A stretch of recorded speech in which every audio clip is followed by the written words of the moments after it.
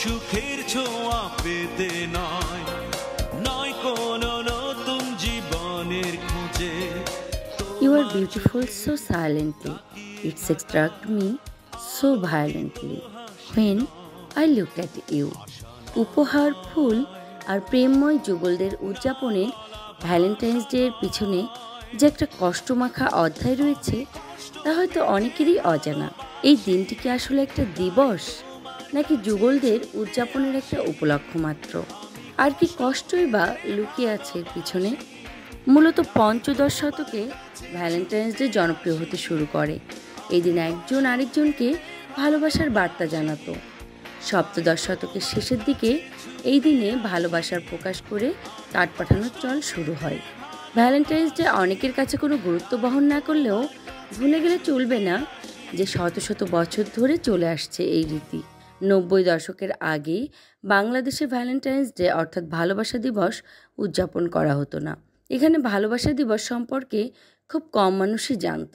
এই দিবসটি পালন করতেন মূলত পশ্চিমারা। বাংলাদেশের ভালোবাসা দিবস উদযাপন যিনি চালু করেন তিনি হচ্ছেন সাংবাদিক শফিক রহমান।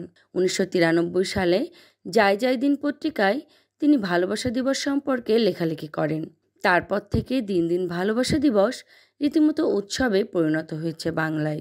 এই প্রথা আসলে 1000 বছরের বেশি সময় ধরে চলে আসছে।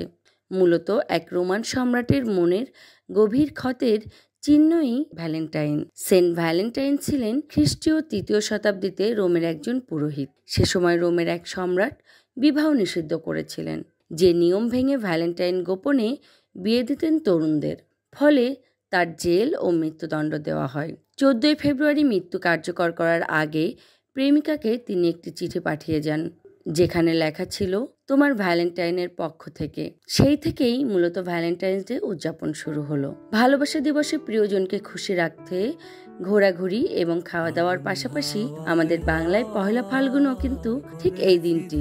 ভারতবর্ষেও শান্তিনিকেতন সহ বাংলার বিভিন্ন স্থানে পালিত হয় বসন্ত উৎসব।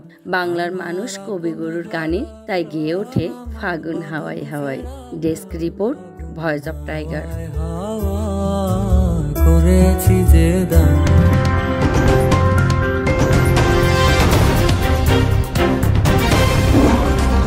Voice of Tiger.